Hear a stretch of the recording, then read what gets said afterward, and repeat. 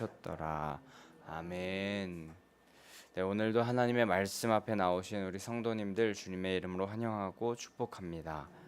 오늘도 하나님께서 신령과 진정으로 예배하는 우리 성도님들의 예배를 기뻐 받으실 것이며 또 말씀에 순종하려는 마음을 보시고 우리의 삶 속에서 능력 있는 하나님의 백성으로 자녀로 살게 하여 주실 줄 믿습니다. 말씀을 그대로 이루시고 성취하시는 하나님을 신뢰하며 오늘 이 새벽에도 주님께로 더 가까이 나아가는 성도님들 되시기를 축복합니다. 오늘은 이제 히람으로부터 좋은 자재를 공급받을 수 있도록 솔로몬이 지혜롭게 행하고 또 공사를 위하여 사람들을 잘 준비한 후에 건축을 시작하게 되는 모습을 우리가 보게 됩니다. 출애굽 후에 이동식 천막으로 하나님의 임재를 경험했었지만 이제 솔로몬 왕 시대에 솔로몬 성전을 건축함을 통하여서 고정적인 건물로서 성전이 건축되어지기 시작하는 역사적인 순간이 오늘 본문의 시작입니다. 약속의 땅에서 하나님의 임재를 상징하는 이 고정적인 처소 성전은 이제 이스라엘 땅을 완벽히 이스라엘 백성들에게 허락하여 주셨다는 뜻도 가지고 있었고 또 하나님의 말씀이 성실하게 이루어지고 있으며 또 선하신 뜻을 가지고 이를 계속하여서 하나님께서는 계속하여 행하고 계심을 이 성전 건축을 통하여 이스라엘 백성들에게 계속하여서 나타내고 드러내고 싶어 하시는 하나님의 마음이 보여지는 것입니다.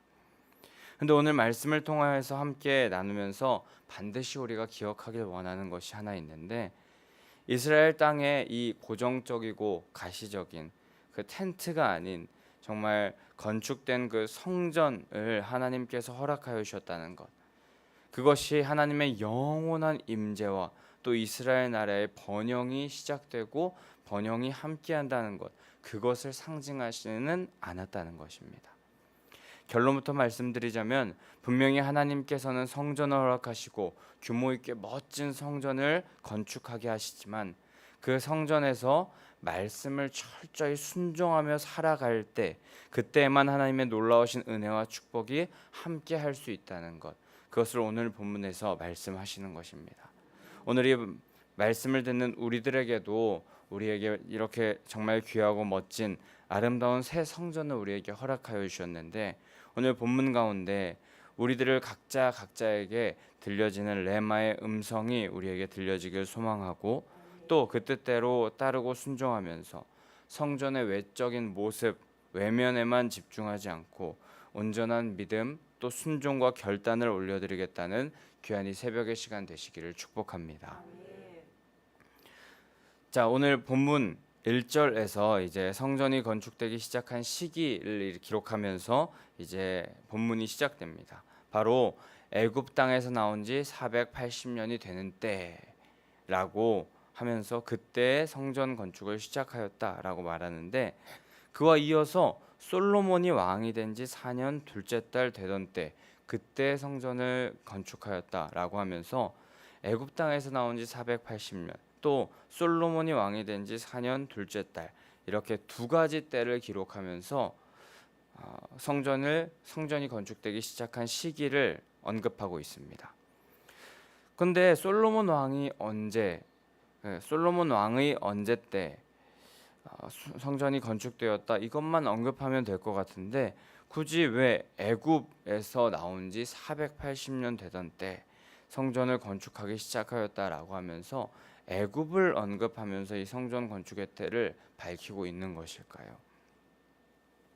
이는 이스라엘 백성들, 이스라엘 민족들은 여전히 애굽 때부터 말씀하셨던 그 하나님께서 부르셨던 선민, 하나님께서 택하신 선민이라는 것을 다시 한번 기억해 하시는 그 하나님의 뜻이 있는 것이고 또 이스라엘 민족의 정체성은 출애굽 후에 이제 시내산에서 하나님과 맺은 언약, 그 언약에 그들의 정체성이 있음을 기억하면서 너희는 나와의 언약을 맺은 언약 공동체다라는 것을 기억하기 위하여서 이 애굽에서 나온 지 480년 되었다는 이 때를 굳이 기록하셨던 것입니다. 이스라엘 백성들은 하나님과의 언약 아래 살아가는 백성들이고 하나님과의 언약, 관계, 교제 없이는 전혀 의미 없는 그들의 정체성이 완전히 빗나가는 그런 존재들이라는 것을 은연중에 알게 하기 위하여서 이때를 하나님께서 기록하신 것입니다. 또한 그런 언약 관계에 있는 하나님께 예배드리는 성전을 건축하게 하셨다는 것, 그것은 언약 관계에 있는 하나님 앞에 언약을 잘 지키며 또 마음과 목숨과 뜻과 힘을 다해 예배하는 자들에 대하여서는 구원하시고 축복하시겠다라는 그런 의미를 다시 한번 말씀하시는 것이기도 합니다. 과거 출애굽 일을 지나간 일로 여기지 않고 또 시내산에서의 언약을 지나간 것으로 그냥 옛날 우리 선조들이 했던 것 정도로 여기지 않고 그 시간 속에서 약속하시고 그 약속을 그대로 이루시겠다고 하셨던 그 하나님을 기억하며 살아간다면 하나님께서는 축복하여 주시겠다는 그런 말씀인 것입니다. 얼마 전에 우리 광복절이 지났는데 광복절마다 계속해서 회자되는 문장이 하나 있습니다. 바로 역사를 잊은 민족에게는 미래란 없다라는 그런 문장인데요. 과거의 역사를 배우지 못하고 또 역사를 통해 교훈을 얻지 못하는 사람은 아픈 역사를 다시 반복하게 될 것이다라는 그런 것을 말해주는 문장입니다. 근데 이스라엘 백성들도 또 우리들도 과거의 역사를 기억해야 할 텐데 우리가 기억해야 할 역사와 과거는 하나님께서 하셨던 말씀이고 또 하나님과 맺은 언약일 것입니다. 그리고 우리가 읽고 있는 이 성경에 쓰여진 말씀 전체를 우리가 기억하면서 또 반드시 우리 마음 가운데 새기며 살아가야 할 것입니다. 이것을 그저 과거의 누군가의 글, 또 소설책 그런 것 정도로 생각한다면 우리는 하나님의 축복을 받아 누리는 하나님의 백성이 될 수 없을 것입니다. 우리가 하나님의 말씀을 기억하지 못하고 또 하나님께서 하신 언약을 우리가 지켜내려고 하지 않는다면 우리는 우리에게 주신 아름다운 땅에서 여호수아 23장 16절의 말씀처럼 여호와의 진노가 미치게 될 것이며 속히 멸하게 될 뿐일 것입니다.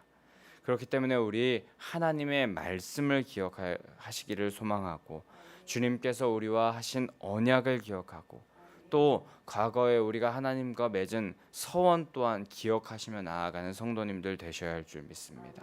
그리고 그것을 기억하셨다면은 기억하신 데서 그치지 마시고 그것을 지켜 행하는 자 되어야 할 줄 믿습니다. 그리하면 우리의 길을 여호와 하나님께서 담당하실 것입니다. 태초부터 영원까지 온 만물의 주인이 되시며 온 땅의 왕 되신 주님께서 그렇게 하나님의 말씀을 기억하며 또 그것을 지키려고 노력하는 우리들과 함께 하실 줄 믿습니다. 이제 2절부터는 이제 성전을 건축하면서 그 규모와 내용에 대해서 설명되고 있는데요. 솔로몬 성전의 전체 구조는 주랑, 거실과 같은 그런 구조를 가진 주랑, 그리고 성소, 지성소 이렇게 3중 구조를 이루고 있었다고 합니다.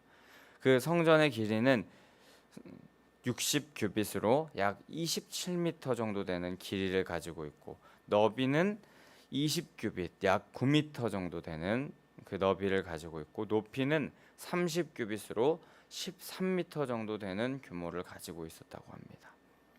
근데 솔로몬 성전이라고 한다면은 뭔가 이 솔로몬이 지은 성전이라고 한다면 굉장한 규모의 엄청난 성전일 것 같은데 뭐 한 100m 막 이렇게 될 것 같은 성전이라고 생각됐는데 의외로 작네라고 그렇게 저는 생각이 들었었던 것 같습니다. 솔로몬 성전이라고 한다면 굉장한 규모를 가지고 있을 거라 생각했는데 그 정도는 아닌가라고 생각될 수 있었습니다. 하지만 사실 이 60규빗, 20규빗, 30규빗의 이런 규모의 성전은 매우 큰 규모라고 할 수 있는데 왜냐하면 이 성전은 모든 백성들이 함께 모여서 예배드리는 곳이 아니라 제사장들만 출입하여서 예배하는 성소였기 때문에 성소의 그 규모였기 때문에 굉장히 큰 규모입니다. 제사장만 들어가서 하나님과 교제하는 그곳의 규모가 길이가 27, 너비가 9m, 그리고 높이가 13m라면 이거 혼자 들어가서 예배드리는 것인데 엄청난 규모 아닙니까? 그리고 그 성소 앞에 주랑 곧 거실과 같은 그런 공간이 있었고, 성전에는 창틀이 있어가지고 창문이 곳곳에 위치한 그런 구조를 띄었다고 합니다. 그리고 성전에는 바깥 벽에 대어서 3층 구조로 독특한 건축물의 다락을 만들었다고 하고, 또 골방을 만들었는데 에스겔 41장에서는 이 골방의 개수가 30개로 이렇게 묘사되기도 합니다. 그리고 하층 다락의 규모를 6절 말씀에서 설명하고 있고, 그 6절 후반부에는 조금 특이한 묘사가 하나 드러나는데, 골방 들보로 성전의 벽에 박히지 아니하게 하였다라는 이런 그 묘사가 저는 좀 특이하게 느껴졌습니다. 이는 본당 벽, 그러니까 성소와 지성소 그 벽 자체에 골방의 들보가 주는 힘을 받지 않도록 설계하였다라는 그런 뜻인데, 성소와 지성소가 있는 그 거룩한 공간의 벽을 의지하여서 그 어떤 건축물도 설치하지 않았다라는 것입니다. 이것은 본당의 벽과 이어지는 하나가 된 부속 건물의 느낌이 아니라 여호와의 처소가 되는 거룩한 성전, 성소와는 구별된 독립된 건축물로 성전을 위하여서 봉사하는 자들을 위한 다른 건축물, 골방을 설치했다라는 것입니다. 근데 저는 이 말씀을 보면서 아무리 봐도 이게 대체 어떻게 설치된 거고 어떤 모습의 성전인 거지라는 그런 생각을 하면서 이 성전에 대해서 머릿속으로 한번 그려보면서 성전을 생각해 보아도 잘 그려지지가 않았습니다.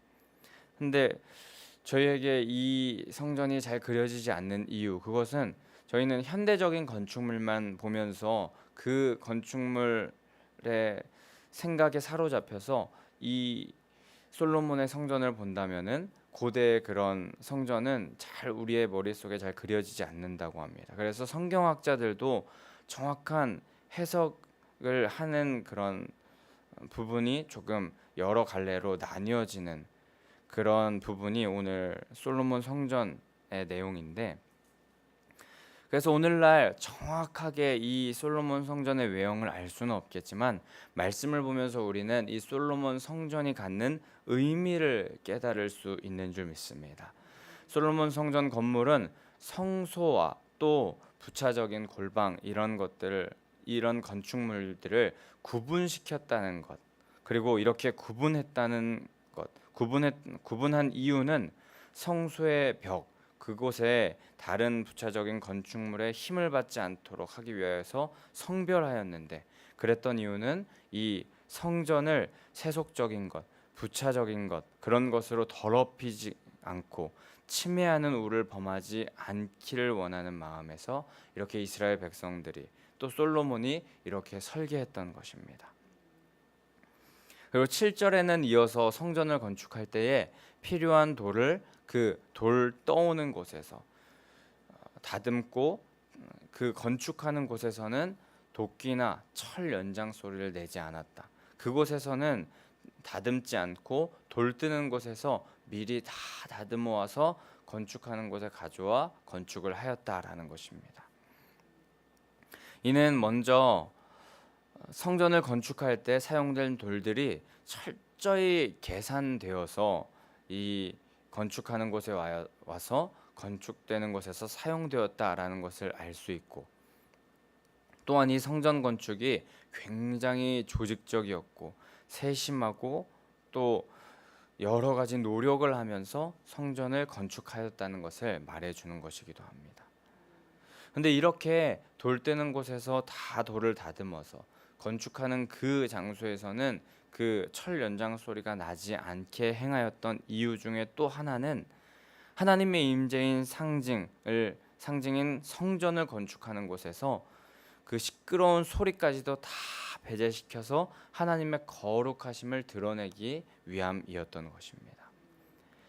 이와 같이 6절에 그 성전의 벽에 다른 건축물의 그 하중을 받지 않게 하기 위한 것. 그리고 또 7절 말씀에 보면은 그 건축을 할 때 돌 뜨는 곳에서 다 조각을 내어오고 그 건축하는 곳에서는 시끄러운 소리를 내지 않았던 것. 이런 모습을 보면서 우리는 이스라엘 사람들의 성전을 향한 거룩한 사모함이 너무나도 진지했다는 것을 우리는 생각해 볼 수 있습니다.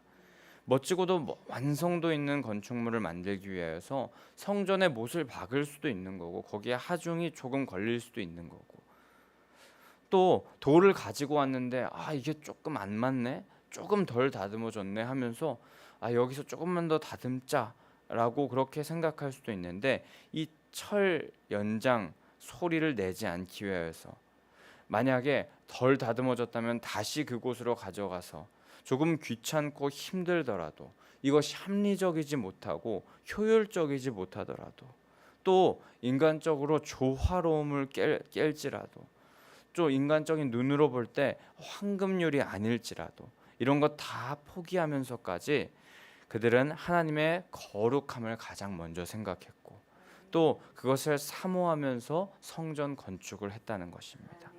하나님의 영이 거하시는 곳에 작은 것 하나도 타협하지 않고 거룩함을 유지해야 된다는 마음을 가지고 진지하게 성전 건축에 임하였던 것입니다. 솔로몬의 성전 건축의 모습을 보면서 저에게 참 도전이 되었던 부분이 이 부분이었습니다. 하나님이 거하시는 성전이 될 모습을 기대하고 상상하면서 그들이 건축을 하였을 텐데 그 건축에 있어서 그 건축의 중점은 이 건축이 효율적으로 잘 되는 것, 그것도 아니었고 외적인 화려함도 아니었으며 또 조금 편하게 건축하고자 함도 아니었습니다. 주님의 거룩함 그것 하나만을 기억하면서 거룩한 성전을 짓기를 소망하면서 그 성전 건축을 시행해 나갔던 것입니다. 근데 우리 교회도 그렇게 건축되었던 것 같습니다. 우리 교회를 건축할 때 많은 잡음이 생기려고 했었던 그런 상황들이 있었습니다. 처음에는 우리 성전을 건축하려고 하는데 몇 년 동안 건축 그 땅 파기를 시작하지도 못하지 않았습니까?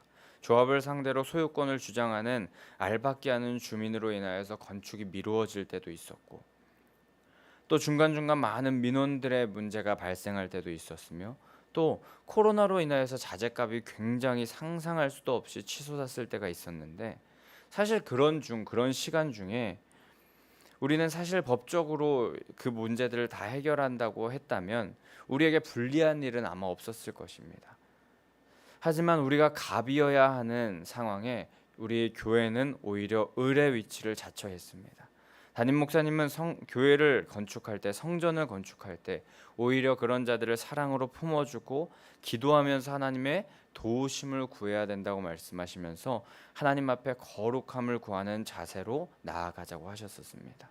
결국에 우리 교회는 하나님의 백성 성도로서의 거룩함을 유지하면서 그 중심의 마음을 가지고 하나님의 성전이 욕되어지지 않기를 소망하는 마음으로 또 그렇게 결단하는 마음으로 결국에 아름다운 성전을 하나님께 봉헌할 수 있었습니다. 우리 하나님의 성전은 거룩하고 깨끗한 성전이 되어야 함을 우리가 기억하기를 원합니다. 우리 성전도 그렇게 건축되어졌는데 우리 그것을 기억하시면서 우리의 몸 또한 거룩한 하나님의 성전임을 기억하여서 이 성전을 항상 거룩하게 유지하기를 힘쓰시고 또 항상 기도하는 전으로 거룩하게 예배하며 하나님을 만나고 교제하는 전으로 이 우리의 육체 성전을 사용하시는 성도님들 되시길 또한 소망합니다. 우리의 입술에는 이상한 말과 또 싸우고 다투는 그런 말을 담지 마시고 찬양을 입술에 담으시고 또 우리의 생각에는 말씀에 순종하겠다는 결단의 생각을 담으시고 또 손과 발에는 예수 그리스도께서 행하셨던 사랑과 섬김의 모습을 보이시는 그런 성도님들 되시기를 소망합니다. 이스라엘 백성들이 거룩한 성전을 건축하기 위해서 자신들의 고생과 수고를 낭비하는 것 같은 그런 모습이 있더라도 고귀하게 거룩하게 그 성전을 건축해 나갔던 것처럼 우리들도 그 거룩함을 우리 육심과 마음의 성전 가운데 지켜 나가는 성도님들 되시기를 간절히 소망합니다.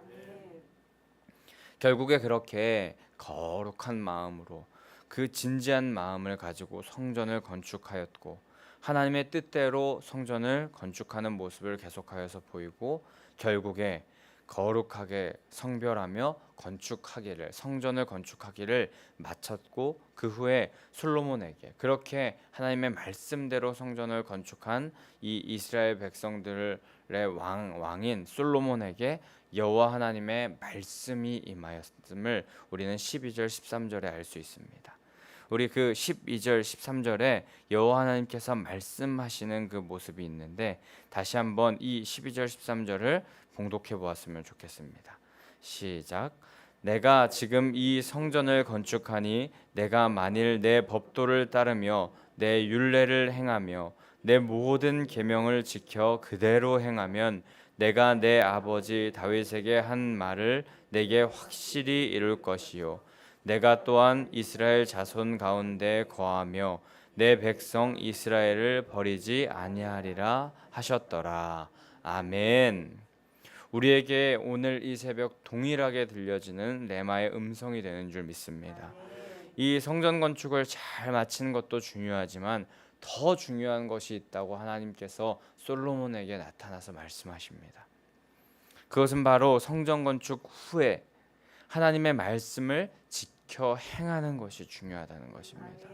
하나님의 백성들이 거룩하게 아름답게 성전을 건축한 것도 너무 장하고 대견한 일이지만 이제 그 성전 안에서 그 성전만 바라보면서 그 규모 있는 성전에 기뻐하지 말고 그 성전에서 자신을 거룩하게 성별하며 거룩하신 주님과 신령과 진정의 예배를 드리고 예수 그리스도를 머리로 한 성전의 지체들과 함께 사랑으로 함께 살아가라고 그렇게 말씀하시는 것. 그것이 하나님께서 오늘 솔로몬에게 말씀하시는 성전 건축 후에 우리가 해야 할 모습인 것입니다.